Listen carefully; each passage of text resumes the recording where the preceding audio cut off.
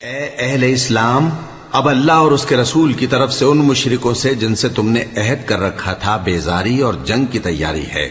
سو مشرکو، تم زمین میں 4 مہینے چل پھر لو اور جان رکھو کہ تم اللہ کو عاجز نہ کر سکو گے، اور یہ بھی کہ اللہ کافروں کو رسوا کرنے والا ہے۔ اور حج اکبر کے دن اللہ اور اس کے رسول کی طرف سے لوگوں کو آگاہ کیا جاتا ہے کہ اللہ مشرکوں سے بیزار ہے اور اس کا رسول بھی۔ اب اگر تم توبہ کر لو تو تمہارے حق میں بہتر ہے، اور اگر نہ مانو تو جان رکھو کہ تم اللہ کو ہرا نہیں سکو گے۔ اور اے پیغمبر، کافروں کو دکھ دینے والے عذاب کی خبر سنا دو۔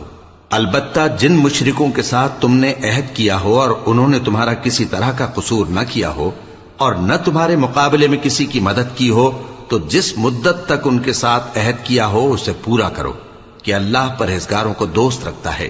پس جب عزت کے مہینے گزر جائیں تو مشرکوں کو جہاں پاؤ قتل کر دو، اور ان کو پکڑ لو اور گھیر لو، اور ہر گھات کی جگہ ان کی طاق میں بیٹھے رہو۔ پھر اگر وہ توبہ کر لیں اور نماز قائم کرنے اور زکوٰۃ دینے لگیں تو ان کا رستہ چھوڑ دو، بے شک اللہ بخشنے والا ہے، مہربان ہے۔ اور اگر کوئی مشرک تم سے پناہ کا خواستگار ہو تو اس کو پناہ دے دو، یہاں تک کہ وہ کلام اللہ کو سننے لگے، پھر اس کو امن کی جگہ واپس پہنچا دو، اس لیے کہ یہ بے خبر لوگ ہیں۔ بھلا مشرکوں کے لیے جنہوں نے عہد توڑ ڈالا، اللہ اور اس کے رسول کے نزدیک عہد کیسے قائم رہ سکتا ہے؟ ہاں، جن لوگوں کے ساتھ تم نے مسجد حرام یعنی خانہ کعبہ کے نزدیک عہد کیا ہے، اگر وہ اپنے عہد پر قائم رہیں تو تم بھی اپنے قول و قرار پر قائم رہو، بے شک اللہ پرہیزگاروں کو دوست رکھتا ہے۔ بھلا ان سے عہد کیوں کر پورا کیا جائے جب ان کا یہ حال ہے کہ اگر تم پر غلبہ پا لیں تو نہ قرابت کا لحاظ کریں نہ عہد کا۔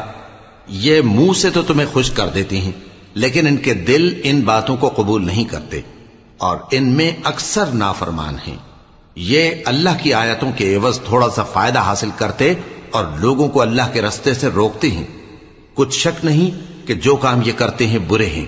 یہ لوگ کسی مومن کے حق میں نہ تو رشتہ داری کا پاس کرتے ہیں نہ عہد کا، اور یہ حد سے تجاوز کرنے والے ہیں۔ اب اگر یہ توبہ کر لیں اور نماز پڑھنے اور زکوٰۃ دینے لگیں تو دین میں تمہارے بھائی ہیں، اور سمجھنے والے لوگوں کے لیے ہم اپنی آیتیں کھول کھول کر بیان کرتے ہیں۔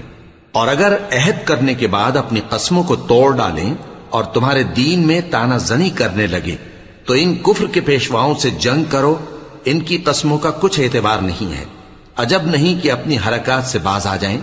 بھلا تم ایسے لوگوں سے کیوں نہ لڑو جنہوں نے اپنی قسموں کو توڑ ڈالا اور پیغمبر کو وطن سے نکالنے کا ارادہ کر لیا، اور انہوں نے تم سے عہد شکنی کی ابتدا کی۔ کیا تم ایسے لوگوں سے ڈرتے ہو؟ سو ڈرنے کے لائق تو اللہ ہے اگر تم ایمان والے ہو۔